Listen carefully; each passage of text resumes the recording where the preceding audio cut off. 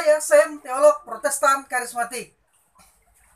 Baru saja tadi siang saya di-tag oleh teman saya Albert Rumampuk di Facebook soal tanggapannya atas video pendeta Dr. Yesaya Pariaji dari Gereja Tiberias Indonesia.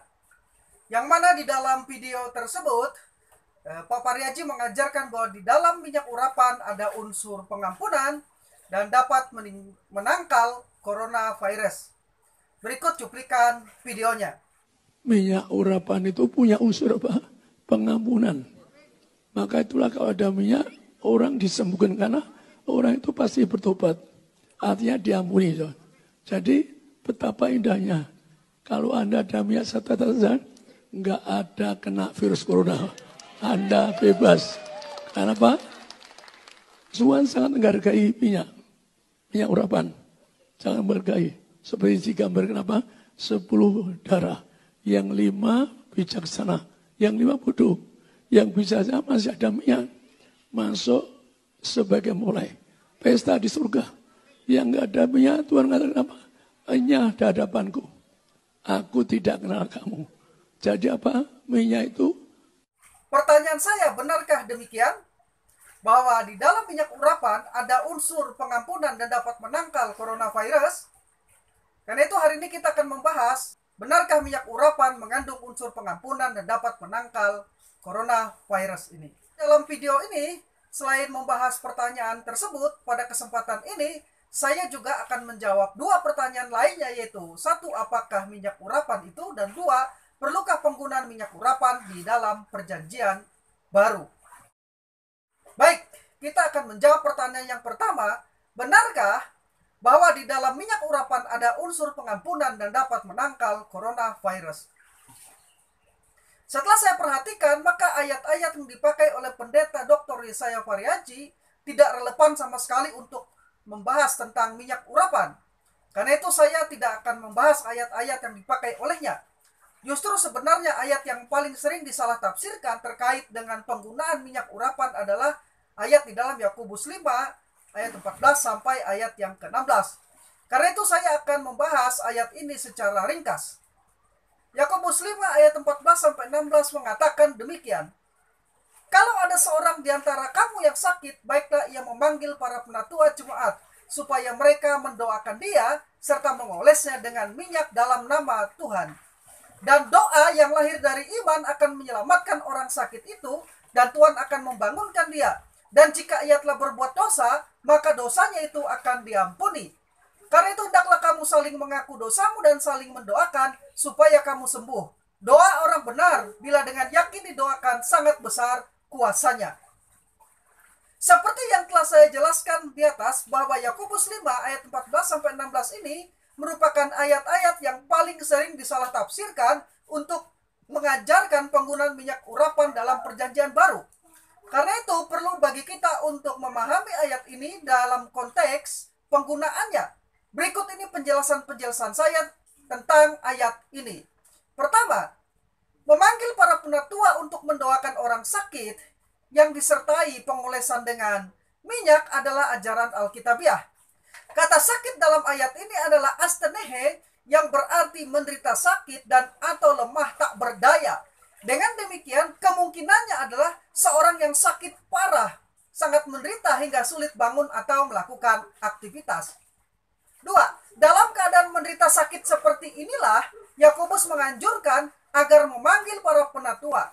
Kata para penatua jemaat adalah presboteros tes ekleisias, yang berarti penatua-penatua dari jemaat, yaitu orang-orang yang lebih tua yang diberi otoritas atau memiliki otoritas untuk memimpin jemaat dan juga memiliki otoritas untuk mengajar di dalam jemaat mula-mula. 3. Kata minyak dalam ayat tersebut adalah elaion, mengacu pada minyak biasa yang pada umumnya menunjuk kepada minyak zaitun. Istilah Yunani elaion ini sepadan dengan kata Ibrani perjanjian lama shemen. Kita tahu bahwa di zaman kuno orang menggunakan minyak zaitun untuk mengoles minyak atau memijit tubuh. Nah, penggunaan praktek medis ini merupakan hal yang lazim. Misalnya dalam perumpamaan orang Samaria yang baik, orang Samaria itu dikatakan mengoles minyak dan anggur pada luka orang Yahudi yang dirampok itu. Bisa lihat Lukas 10 ayat 33 sampai 34. Dengan demikian minyak di sini tidak sama dengan minyak urapan atau elahyon atau krismastos atau shemen hamasya yang dipakai dalam perjanjian lama untuk hal tertentu dan khusus. 4. Kata mengoleskan adalah kata alipsantes. Telah diterjemahkan dengan benar dalam ITB oleh Lai dengan mengoles.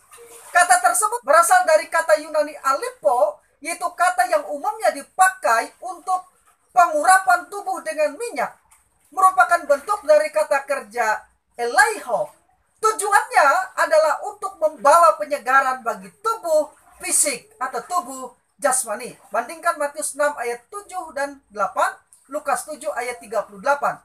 Padanan kata alipo ini dalam perjanjian lama adalah shemen, menunjuk kepada minyak zaitun biasa yang digunakan untuk mengurapi dalam pengertian umum. Perhatikan bahwa di sini Yakobus tidak menggunakan kata Yunani kreo atau kata bendanya krismas yang berarti mengurapi atau pengurapan. Karena kata ini penggunaannya terbatas hanya untuk pengurapan-pengurapan suci dan simbolik. Kata krisma dipakai secara religius dan khusus untuk Kristus yang diurapi oleh Roh Kudus. Dan digunakan juga untuk diurapinya orang-orang percaya oleh Allah. Dengan demikian, kata mengoleskan di sini tidak sama dengan pengurapan krisma dalam pengertian khusus tersebut. 5. Yang dilakukan para penatua terhadap orang sakit tersebut adalah mendoakannya. Sekali lagi mendoakannya sambil mengolesnya dengan minyak. Jadi mengoles dengan minyak bukanlah hal yang utama yang dimaksud oleh Yakobus.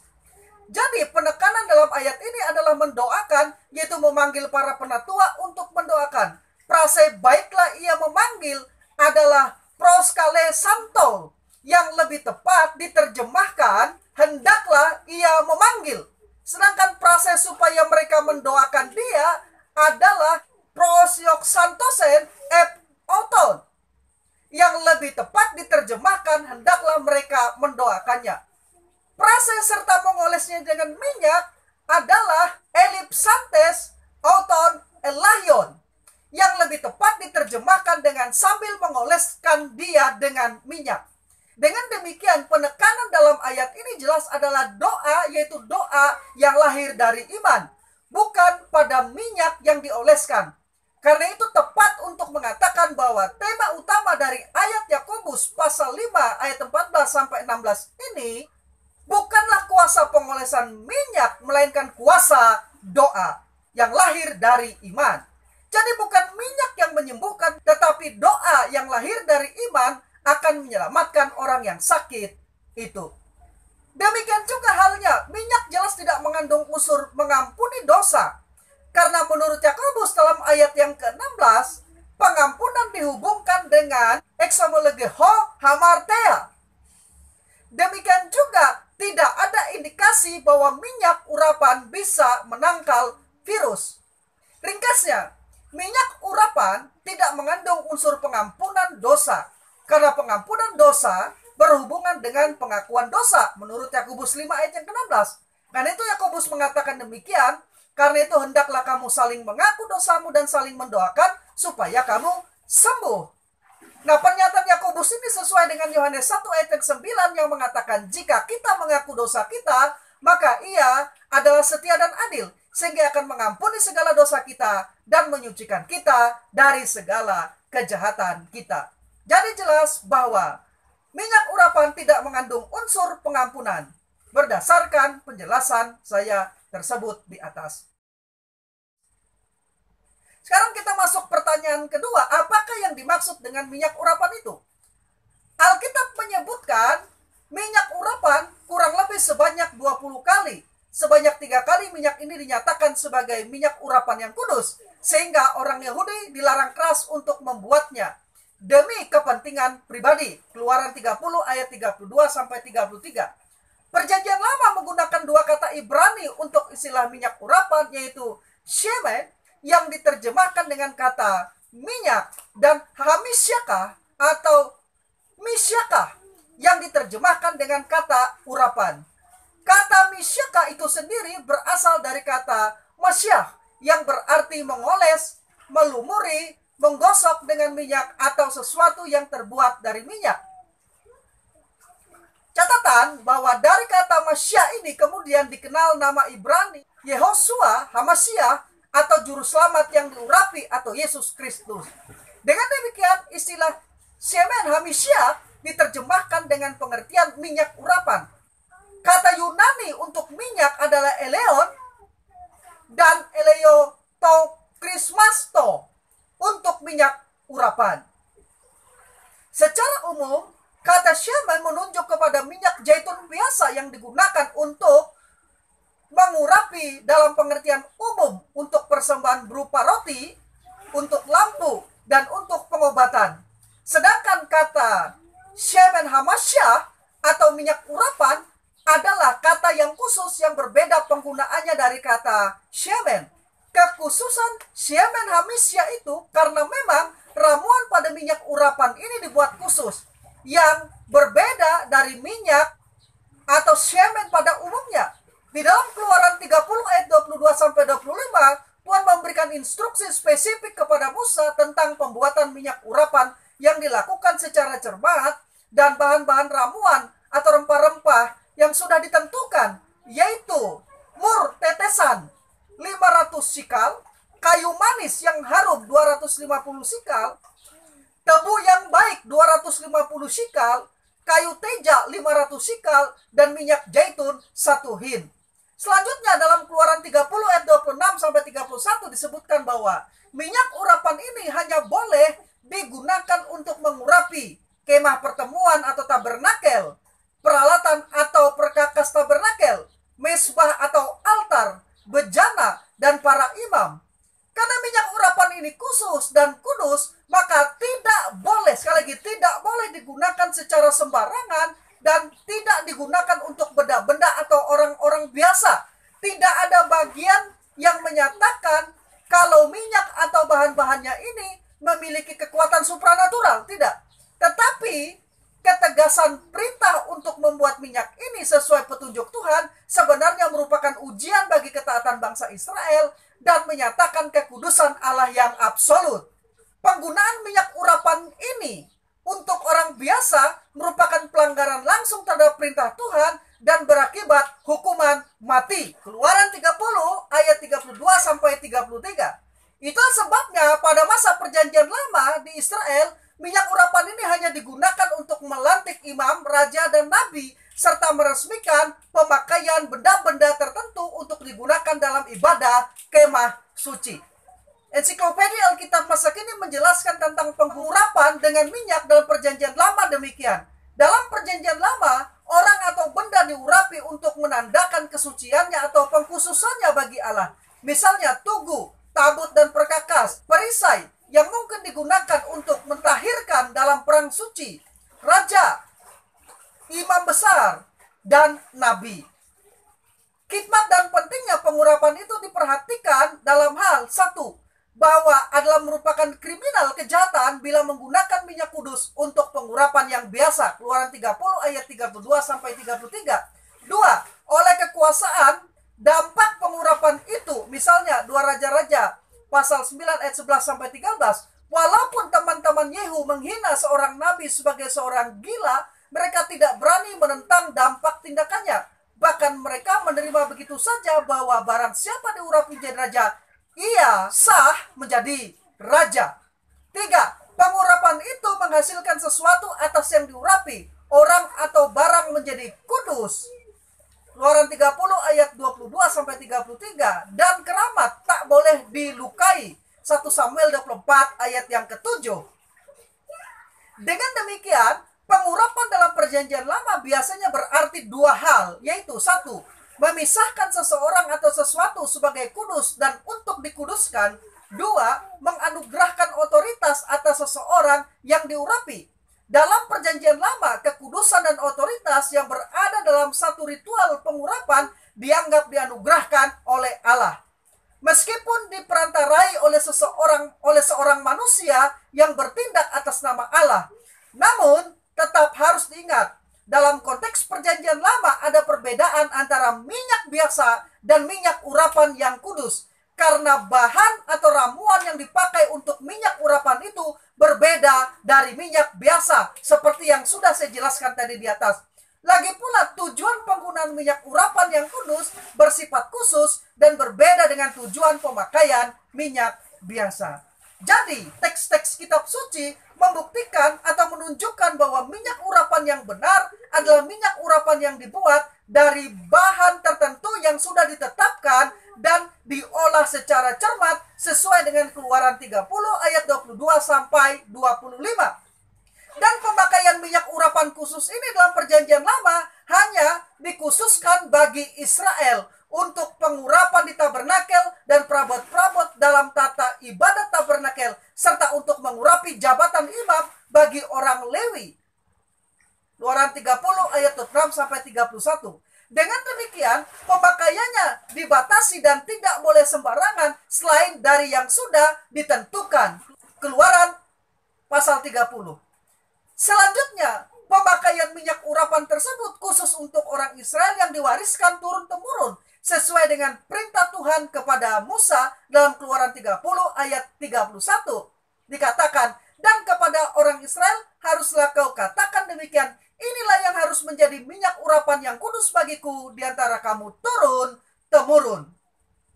Pembuatan dan penggunaan minyak urapan yang tidak sesuai dengan ketentuan Tuhan dianggap sebagai kriminalitas atau kejahatan di mata Tuhan dan harus dilenyapkan dari antara orang Israel sebagaimana yang diperintahkannya melalui Musa. Demikian, kepada badan orang biasa janganlah minyak itu dicurahkan, dan janganlah kau buat minyak yang semacam itu dengan memakai campuran itu juga. Itulah minyak yang kudus dan haruslah itu kudus bagimu. Orang yang mencampur rempah-rempah menjadi minyak yang semacam itu atau yang membubuhkan pada badan orang awam haruslah dilenyapkan dari antara bangsanya. Keluaran 30 ayat 32 sampai 33. Sekarang jawaban atas pertanyaan ketiga, perlukah penggunaan minyak urapan dalam perjanjian baru? Perjanjian baru menggunakan istilah pengurapan dengan pengertian yang khusus untuk menyatakan pekerjaan Roh Kudus, di mana pengurapan berarti satu, Roh Kudus yang berada di dalam orang percaya yang melahirbarukan, mendiami orang percaya kepada Kristus. Ini terjadi saat penerimaan keselamatan. Dua, Roh Kudus yang menyertai dan berada di atas orang percaya yang memberi karunia dan kuasa bagi pelayanan tubuh Kristus. Jadi penggunaan itu langsung dari Allah dan merupakan karya Roh Kudus. Secara asasi, pengurapan dalam perjanjian baru adalah tindakan Allah yang berhubungan dengan orang percaya yang didiami oleh Roh Kudus dan diberi otoritas atau karunia rohani bagi pelayanan tubuh Kristus.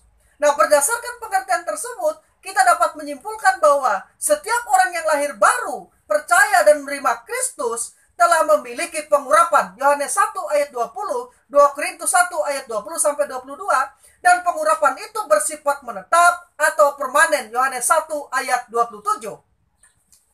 Ajaran tentang pengurapan yang berdasarkan perjanjian baru ini sebenarnya merupakan hal yang sangat penting yang harus diajarkan kepada setiap orang percaya.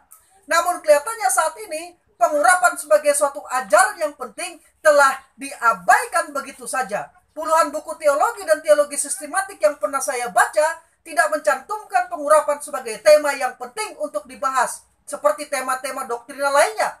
Mungkin satu-satunya teolog yang memasukkan bahasan tentang pengurapan dalam teologi sistematiknya adalah Charles F. Baker.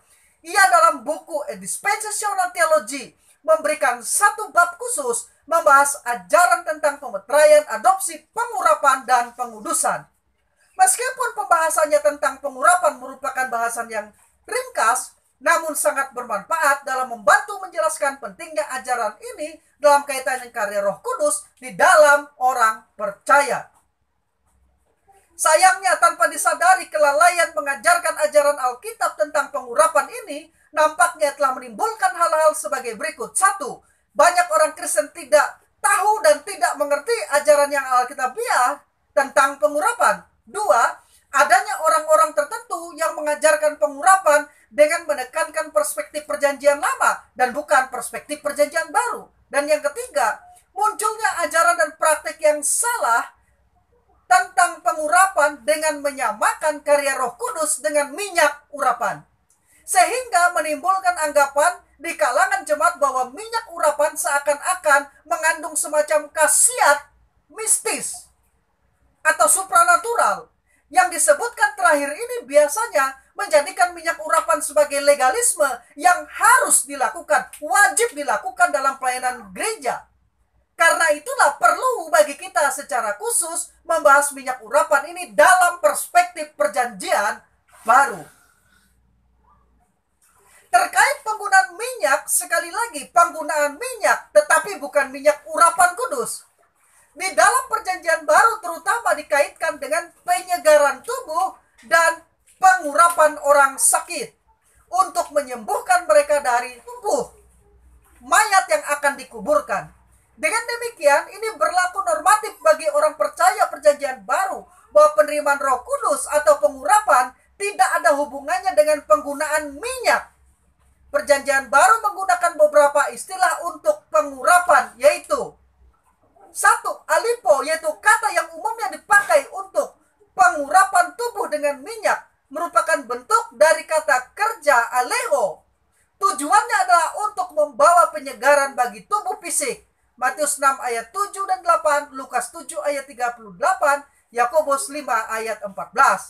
Penggunaan kata ini bersifat umum dan sekular. 2. Morijo digunakan untuk pengurapan tubuh atau mayat yang akan dikuburkan dengan zat beraroma. Markus 14 ayat yang ke-8. 3. Kreyo dan kata bendanya krisma yang berarti mengurapi atau pengurapan. Kata ini penggunaannya terbatas. Sekali lagi, kata ini penggunaannya terbatas hanya untuk pengurapan-pengurapan suci dan simbolik.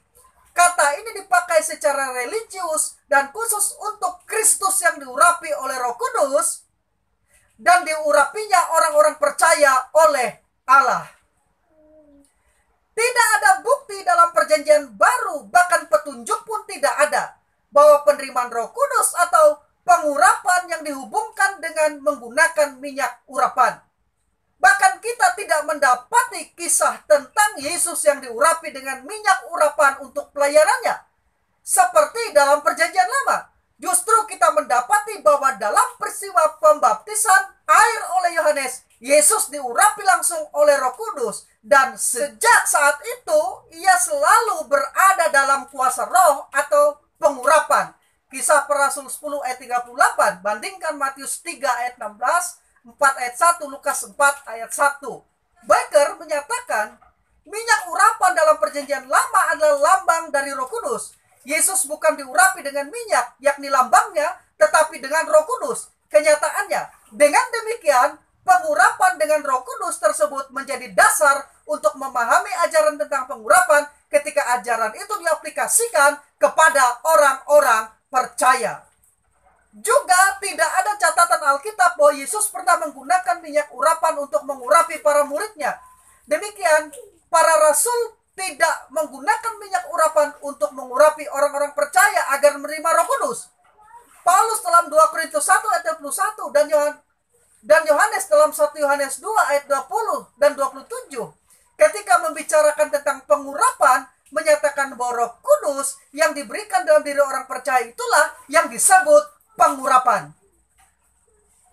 Memang perjanjian baru menyajikan 4 bagian ayat yang menyinggung praktik pengurapan dengan minyak, tetapi tanpa penjelasan yang memadai mengenai kegunaannya. Berikut ini daftar ayat-ayat yang dimaksud di atas. 1. Markus 6 ayat 13 memberitahukan para murid mengoles minyak atas orang-orang yang sakit untuk menyembuhkan mereka. 2. Lukas 7 ayat 46 yang menjelaskan bahwa Maria mengurapi kaki Yesus sebagai tindakan penyembahan. 3. Yakobus 5 ayat 14 seperti yang sudah saya jelaskan tadi, di mana para penatua jemaat disarankan mendoakan orang sakit untuk kesembuhannya disertai dengan pengolesan dengan minyak. 4. Ibrani 1 ayat yang ke-8 dan 9 merupakan kutipan dari Mazmur yang menjelaskan tentang Allah berfirman pada Kristus ketika dia kembali ke surga dengan penuh kemuliaan, bahwa tapi dengan minyak. Menarik untuk diperhatikan bahwa di dalam keempat bagian ayat tersebut tidak ada perintah, bahkan saran pun tidak, agar orang-orang percaya saat ini wajib menggunakan minyak untuk pelayanan. Tetapi ayat-ayat Alkitab tersebut juga tidak melarang penggunaannya. Dengan demikian dapat disimpulkan bahwa penggunaan minyak dalam pelayanan gereja bukan merupakan hal yang normatif yang harus diwajibkan dan esensial dalam pelayanan gereja. Bukan. Karena itu orang-orang percaya tidak perlu bersikap dogmatis terhadap penggunaan atau tidak digunakannya minyak untuk pelayanan gereja saat ini. Jadi, jika pertanyaannya demikian, apakah perjanjian baru mengajarkan orang Kristen atau gereja untuk menggunakan minyak urapan? Maka jawabannya jelas, tidak ada sama sekali. Namun jika pertanyaannya, apakah perjanjian baru menganjurkan atau menyarankan pemakaian pengolesan minyak untuk orang sakit? Maka jawabannya adalah ada, dianjurkan. Lebih lanjut, sebagaimana telah saya jelaskan di atas bahwa karena minyak urapan itu khusus dan pemakaian juga khusus bagi Israel, maka untuk orang Kristen memaksakan pemakaian yang demikian jelas keliru dan melanggar langsung perintah Tuhan dalam Keluaran 30. Kristen hanya boleh memakai apa yang disebut dengan minyak tanpa embel-embel kata-kata urapan di belakangnya. Dengan demikian memakai terminologi minyak urapan untuk minyak biasa seperti minyak dengan bahan zaitun, narwastu, sawit, herbal, dan lain-lain tentu saja salah. Karena tidak sesuai dengan ajaran Alkitab tentang minyak urapan yang sebenarnya. Keluaran 30 ayat 22-25. Apa yang dipakai oleh orang-orang Kristen saat ini dalam pelayanan, termasuk apa yang dipakai oleh Pariaji, adalah minyak biasa, seperti minyak zaitun dan lain sebagainya. Dianjurkan oleh Alkitab penggunaannya untuk penyegaran tubuh dan kesehatan, mengoleskan pada orang sakit, dan pengurapan pada tubuh orang mati yang akan dikuburkan.